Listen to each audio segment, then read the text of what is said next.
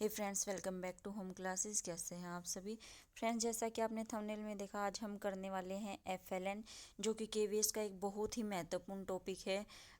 Syllabus में भी दिया गया है अब की बार, और ये 2021 में ही स्टार्ट किया गया है, तो इसलिए अब की बार इससे काफ़ी क्वेश्चन पूछे जा सकते हैं। इसके बाद करेंगे कि एफएलएन में 3R क्या है, निपुण भारत योजना क्या है, ये भी एफएलएन के साथ ही है।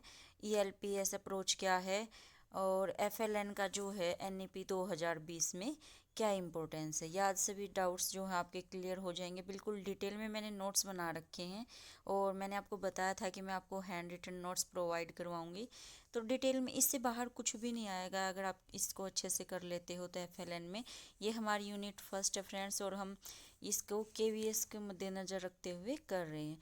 फ्रेंड्स, अगर अभी तक आपने हमारे चैनल को सब्सक्राइब नहीं किया तो कर लीजिए, क्योंकि जो केवीएस के इम्पोर्टेंट टॉपिक्स हैं, और ये देखिए आगे सीटेट एस्टेट में भी आपका आ सकता है, ये नया टॉपिक है, तो उसके लिए आप हमारे चैनल को सब्सक्राइब कर लीजिए, ताकि आपको सभी इन्फॉर्मेशन जो है नए टॉपिक्स की डिटेल में नोट्स आपको रिटर्न में मिल जाएं। तो चलिए स्टार्ट कर लेते हैं आज का हमारा वीडियो।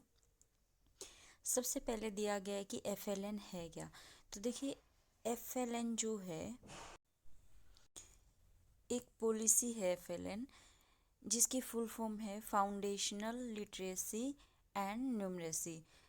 इसका मतलब है कि मूलभूत साक्षरता एवं अंक ज्ञान। मूलभूत साक्षरता का मतलब क्या है कि जो बच्चों को स्टार्टिंग में पढ़ाया जाता है, और अंक ज्ञान जो है वो मैथ से रिलेटेड है। इसमें देखिए दोनों को अलग अलग पार्ट में भी समझाया मैंने। आपको सबसे पहले याद रखना है कि एफएलएन जो है वो एक पॉलिसी है, जिसको कि निपुण भारत के अंतर्गत चलाया गया है। अगर क्वेश्चन पूछा जाए कि एफएलएन को किसके अंतर्गत स्टार्ट किया गया है, तो निपुण भारत के अंतर्गत। इसमें देखिए लिटरेसी से क्या मतलब है कि बच्चों को अक्षरों की पहचान कराई जाए, शुरुआती शब्दों की पहचान हो, उन्हें अक्षर से शब्द पर जाएं, और शब्द से फिर वाक्य को समझे भी। इसके बाद है इसमें वो रीड कर सकें, समझ सकें। रीड के बाद अंडरस्टैंड करना बहुत ज़रूरी है, और वो कुछ कुछ जो है समझा हुआ लिख भी पाएँ। ये हमारा लिटरेसी का पार्ट है, मतलब साक्षरता का, कि अक्षरों की उनको पहचान हो जाए। क्योंकि देखिए फ्रेंड, जो एफएलएन है वो 3 से 9 साल के बच्चों के लिए है, तो इसमें लिटरेसी का सिर्फ इतना ही मतलब है कि उनको अक्षरों की अच्छे से पहचान हो जाए, और वो कुछ कुछ लिखना स्टार्ट कर दें, शब्दों को लिखे, वाक्यों को लिखे, और सबसे पहले कि वो रीड करके उनको समझें। रियल में लिटरेसी का मतलब है कि जो लिखे हुए शब्द हैं उनको पढ़कर समझना। इसके बाद बात कर लेते हैं न्यूमरेसी की। न्यूमरेसी में है अंकों को पहचानना, जैसे कि 1 है, 2 है, 3 है। फिर अंकों का कंपैरिजन करना, कि उनकी तुलना करना, कि कौन सा 1 है, कौन सा 2 है, उनके बीच में कंपैरिजन करना। इसके बाद है योग घटा शाब्दिक समस्याओं को सॉल्व करना।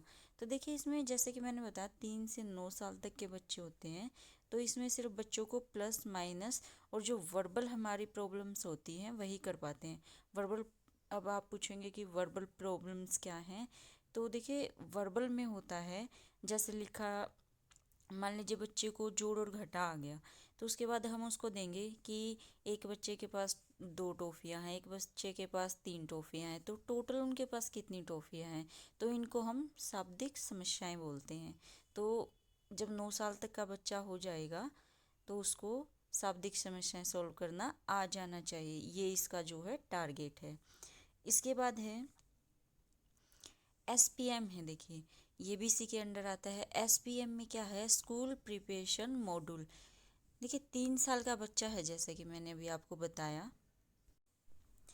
तो 3 साल के बच्चे क्या करते हैं, स्कूल में जाने की अपनी तैयारी करने लग जाते हैं। तो एसपीएम इसमें स्कूल प्रिपरेशन मॉड्यूल के लिए यूज़ किया गया है। इसकी फुल फॉर्म पूछी जा सकती है।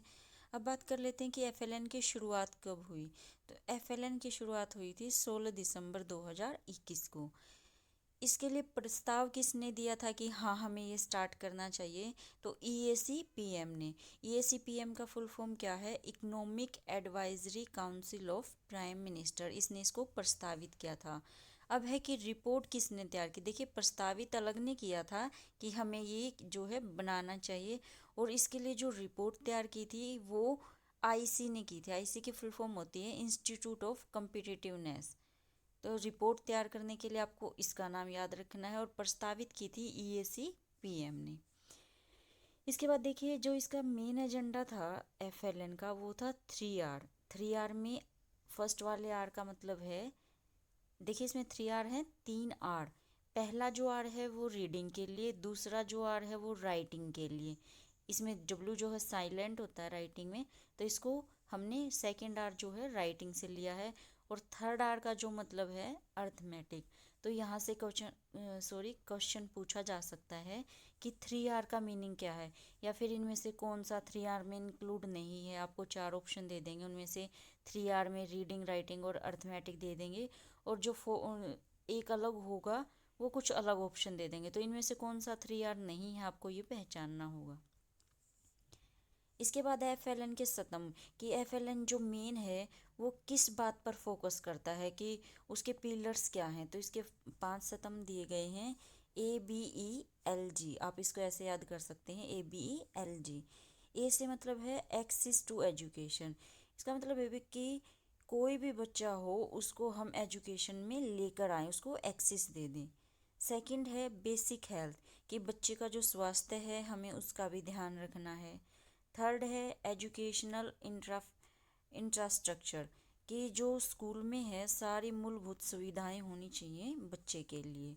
अगर बच्चा, देखिए सबसे पहले बच्चे को स्कूल में आने के लिए मोटिवेट करना है, उसके बाद उसकी हेल्थ का ध्यान रखना है, और जब बच्चा स्कूल में आ जाता है तो स्कूल में उसको सुविधाएं देनी है। फोर्थ है लर्निंग आउटकम्स। देखिए बच्चा जब स्कूल में आ जाता है उसको सुविधाएं दी जाती हैं, तो उसके बाद क्या करना है कि लर्निंग आउटकम्स होने चाहिए, बच्चे को सीखना भी है। और फोर्थ है गवर्नमेंट, कि इसमें गवर्नमेंट जो है उनकी पूरी हेल्प करती है अगर किसी भी चीज़ की नीड होती है। आई होप आपको समझ आ गया होगा ये। इसके बाद है फ्रेंड्स निपुण। तो देखिए जो निपुण है, निपुण शॉर्ट फॉर्म में लिखा गया है, इसकी फुल फॉर्म है national initiative proficiency in reading with understanding and numeracy. पहले निपुण को स्टार्ट किया गया था 5 जुलाई 2021 को, और उसी के अंडर जो है एफएलएन आया था। निपुण भारत एक योजना है, और एफएलएन उसके अंडर एक क्या है, पॉलिसी है, मतलब एफएलएन उसका एक पार्ट है। तो मेन जो है आपका हमारा निपुण भारत है। निपुण भारत की आपको फुल फॉर्म याद करनी है, ये पूछी जा सकती है एग्जाम में। और ये जो है 3rd क्लास तक था, और एज इसमें क्या बताई थी मैंने आपको, 3 से 9 साल। अब देखिए एफएलएन का उद्देश्य क्या है। तो एफएलएन का उद्देश्य है बच्चे का चहुमुखी विकास करना, ऑल ओवर डेवलपमेंट करना बच्चे की, और उसकी जो बेसिक अंडरस्टैंडिंग है 3R की, वो बनाना। 3R मैंने अभी आपको बताया था, रीडिंग, राइटिंग और अर्थमेटिक। अब है एफएलएन की आवश्यकता क्यों हुई। तो देखिए एफएलएन की आवश्यकता क्यों हुई, क्योंकि हमारे यहाँ लो लर्निंग लेवल था। 3L का मतलब होता है लो लर्निंग लेवल, बच्चे जो है अच्छे से सीख नहीं पा रहे थे। उसके बाद है इंक्रीज ड्रॉप आउट रेट, काफ़ी बच्चे जो है स्कूल छोड़कर जा रहे थे। इसके पीछे रीजन हो सकता है कि उन्हें इंटरेस्ट नहीं आ रहा था। एफएलएन में एक्टिविटीज़ करवाई जाती हैं बच्चों को, और टीचर्स को भी इसके रिगार्डिंग जो है ट्रेनिंग दी जाती है एक्टिविटीज़ की। तो ड्रॉप आउट बच्चे ना करें, इसके लिए भी एफएलएन की आवश्यकता महसूस हुई। इसके बाद है low level of language and math skill. देखिए आपने ज़्यादातर देखा होगा कि जो बच्चे होते हैं वो मैथ्स में वीक होते हैं, तो इसी के लिए एफएलएन बनाया गया कि लिटरेसी मतलब उनको लैंग्वेज में मेनली ध्यान दिया जाए और मैथ्स में ध्यान दिया जाए। न्यूमेरेसी होता है ध्यान, उसमें मैथ्स में ध्यान देना। तो बच्चों को न्यूमेरिकल आने चाहिए अच्छे से। देखिए न्यूमेरिकल में ये नहीं कि वो मैथ्स के जो सम्स को सॉल्व करे, नहीं, उसको बेसिक नॉलेज होनी चाहिए मैथ की और लैंग्वेज की। इसके बाद है निपुण की टैगलाइन, ये सबसे इम्पोर्टेंट है। ये पूछा जा सकता है कि निपुण की जो टैगलाइन थी वो क्या थी। हर एक योजना की एक टैगलाइन होती है, तो जो निपुण की टैगलाइन है वो है निपुण भारत का सपना, सब बच्चे समझे भाषा और गणना। तो ये मेनली लैंग्वेज और जो है न्यूमेरिकल मैथ से रिलेटेड है, तो इसलिए इसकी ये जो टैगलाइन है ये इसको पूरी सूट करती है। दोबारा से बता देती हूँ मैं, निपुण भारत का सपना, सब बच्चे समझे भाषा और गणना। इसके बाद देखिए निपुण भारत में ही आ जाता है हमारा ELPS अप्रोच। इसमें ELPS क्या है? ई से एक्सपीरियंस, L से लैंग्वेज, P से पिक्चर्स और S से सिंबल्स। ये एक दृष्टिकोण है, अप्रोच है कि बच्चे को कैसे सिखाया जाए। मान लीजिए एक छोटा बच्चा है, जब स्कूल में आता है, क्योंकि ये 3 साल से 9 साल तक के बच्चों के लिए है, तो सबसे पहले बच्चे को सिखाने के लिए हमें एक्सपीरियंस का यूज़ करना चाहिए। मान लीजिए किसी बच्चे को हमें इसका हम ले लेते हैं कि एप्पल से सिखाना है, तो सबसे पहले बच्चे को हमें रियल एप्पल दिखानी चाहिए कि बेटा ये एप्पल होती है। उसके बाद है लैंग्वेज, उसको ये बताएं हम, जब उसको समझ आ जाए कि हाँ एक ऑब्जेक्ट का नाम एप्पल है, तो फिर हमें उस ऑब्जेक्ट को नहीं दिखाना है। कुछ टाइम के बाद हमें ये बोलना है कि हाँ बेटा ये एप्पल है, एक एप्पल होती है जिसे हम खाते हैं। तो उससे क्या होगा, बच्चे के माइंड में ये आ जाएगा कि हाँ एप्पल वो वाली है जो उस दिन मैम ने हमें दिखाई थी, तो उसको शब्दों से समझना शुरू कर देगा। उसके बाद है पिक्चर्स। अब बच्चे को हम क्या कर सकते हैं, एप्पल की सिर्फ पिक्चर दिखा सकते हैं कि हाँ ये एप्पल होती है। और लास्ट में है सिंबल। जैसे ए फॉर एप्पल लिखते हैं, तो हम सिर्फ ए लिखेंगे और बच्चे को समझ आ जाएगा कि ए से क्या है, एप्पल है। हम APPLE भी लिख सकते हैं और बच्चा एप्पल पढ़ते ही समझ जाएगा कि हाँ इस ए का मतलब जो है वो एप्पल है।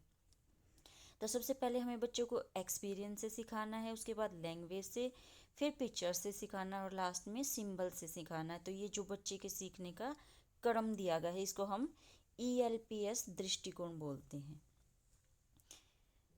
इसके बाद नेक्स्ट आ जाता है FLN से जुड़ी समस्याएं। देखिए क्या समस्याएं आ रही हैं FLN को लागू करने में। हमारी जो रटन तदिगम प्रक्रिया है, वो बच्चे को समझाकर नहीं सिखाया जा रहा था। पहले किससे सिखा रहे थे, रटवा कर सिखा रहे थे। तो इसी को क्या करना है, हमें समाप्त करना है FLN के थ्रू। तो FLN को हम जब लागू कर रहे हैं तो हमारे सामने ये समस्या आ रही है। अब है झूठी रूपरेखा। झूठी रूपरेखा में क्या है कि बच्चे को बेसिक क्लियर नहीं करते, बल्कि उसको डायरेक्ट, जैसे कि मान लीजिए कोई सम सॉल्व करना है तो उसको रटवा दिया जाता है कि ये सम ऐसे सॉल्व करना है, उसके पीछे जो रियल बेसिक है उसका वो क्लियर नहीं हो पाता। तो ये भी एक समस्या आ रही है कि हम बच्चों को कैसे ये चीज़ें समझाएं। उसके बाद है भेदभाव। क्या करते हैं कि गवर्नमेंट और प्राइवेट जो स्कूल होते हैं उनमें काफ़ी डिफरेंस है। गवर्नमेंट स्कूल में आपको पता है कि बच्चों पर कम ध्यान दिया जाता है व्यक्तिगत रूप से, और प्राइवेट में ज़्यादा देते हैं। तो इस गैप को भी क्या करना है, हमें फील करना है। इसके बाद आ जाता है FLN जो है NEP 2020 में इसकी क्या इम्पोर्टेंस है। तो देखिए NEP 2020 की जो सर्वोच्च प्राथमिकता है वो आज के डेट में क्या है, FLN ही है। ठीक है। इसके बाद आता है to achieve FLN aim. FLN को जो है अचीव करने का एम कब तक रखा गया है, 2026 से 2027 तक। ये काफ़ी इम्पोर्टेंट पूछा जा सकता है एग्जाम में। इसके बाद है FLN को कौन सा मंत्रालय से जो है लेकर आया है, तो एजुकेशनल मिनिस्ट्रीज को संभाल रही है। एम देखिए टू प्रोमोट FLN को प्रमोट करने के लिए राष्ट्रीय पुस्तक संवर्धन नीति भी लागू की गई है। ये पूछा जा सकता है कि FLN को प्रमोट करने के लिए कौन सी नीति शुरू की गई है, तो राष्ट्रीय पुस्तक संवर्धन नीति। इसके बाद है 3 मंथ कोर्स। ये 3 मंथ कोर्स क्या है, प्ले कोर्स है बच्चे के लिए, जो कि SPM बोलते हैं जिसको हम। ये NCERT ने तैयार किया है। और SPM की फुल फॉर्म क्या है, मैंने अभी आपको पीछे बताई थी, देखिए यहाँ पे स्कूल प्रिपरेशन मॉड्यूल। ये 3 महीने का जो है एक कोर्स तैयार किया गया NCERT द्वारा, जो कि बच्चों को स्कूल में आने के लिए प्रिपेयर करेगा, और ये 3 महीने के लिए है। इसके बाद जो है वीक्स में पूछा जाए तो ये 12 वीक्स का है, और मंथ्स में पूछा जाए तो 3 मंथ्स का है SPM प्रोग्राम। इसके बाद है कक्षा 3 का बच्चा। देखिए कक्षा 3 के बच्चे से क्या एक्सपेक्टेशन की जाती है जब FLN उनका कंप्लीट होने को आ जाता है, कि वो बोध के साथ पढ़ पाएँ। मतलब सिर्फ उनको पढ़ना नहीं है, पढ़कर उसको समझ भी पाएँ, बुनियादी गणित संक्रिया कर पाएँ, और बुनियादी जीवन कौशल उनको सिखाए जाएँ, वो सीख लें जब तक वो 3 साल के हों। इसके बाद है FLN का लक्ष्य, मैंने अभी बताया आपको। इसमें BGG है, तो बी से आपका जो है फुल फॉर्म पूछ सकते हैं इसकी। बाल वाटिका आती है जब बच्चा 3 साल का होता है, उसके बाद उसकी क्या है, ग्रेड 1, ग्रेड 2 और ग्रेड 3 जो है इसमें इंक्लूड है। देखिए, इसमें एक चीज़ और है कि बच्चे को कितनी लिटरेसी और न्यूमरेसी सीख लेनी है इस एफएलएन के तहत, मतलब जब तक वो कक्षा 3 में होता है तो उसको कितनी जो है वो लिटरेसी हो जानी चाहिए उसके अंदर, और कितनी उसको न्यूमरेसी आ जानी चाहिए। तो देखिए, बाल वाटिका में जब बच्चा होता है 3 साल का, तो उसको अक्षर की पहचान हो जानी चाहिए कि हाँ, ये जो है कि कौन सा, जैसे ये ए है, ये बी है, और उसको गिनती आ जानी चाहिए, मतलब 1 से 10 तक। सिर्फ उसको अंकों की पहचान होनी चाहिए, ये नहीं कि वो 1 2 3 ऐसे सीरीज में बोले, नहीं। अगर हम उसको सामने दिखाएं तो ये देख सके कि हाँ, ये 2 है, ये 3 है, चीज़ें। इसके बाद है ग्रेड 1 में उसको 4 से 5 शब्द आ जाने चाहिए, और गिनती जो है वो 1 से 99 तक आ जानी चाहिए। और जो सिंपली प्लस माइनस होता है वो जोड़ सके, जैसे कि 2 और 2 कितना होता है, 4 होता है, ऐसे। ग्रेड 2 में उसको अर्थ के साथ पढ़ना आ जाना चाहिए। तो ये पूछा जा सकता है कि रीडिंग कब आ जानी चाहिए, तो ग्रेड 2 में। और 45 से 60 शब्द जो हैं उसको पर मिनट वो पढ़ पाए। और थर्ड ग्रेड में 60 वर्ड वो जो है पर मिनट अच्छे से रीड करे अर्थ के साथ। और ग्रेड 2 में उसको गिनती आ जानी चाहिए 999 तक, और प्लस माइनस। और ग्रेड 3 में उसको 9999। देखिए, ग्रेड 3 में उसको 4 डिजिट आ जानी चाहिए, और ग्रेड 2 में उसको 3 डिजिट आ जानी चाहिए। आई होप फ्रेंड्स आज की वीडियो आपको काफ़ी अच्छी लगी होगी। इस पर मैं शॉर्ट पे एक वीडियो बना दूंगी जिसमें क्वेश्चंस होंगे इससे related. I hope you like the video, so please like and subscribe my channel. Thank you friends.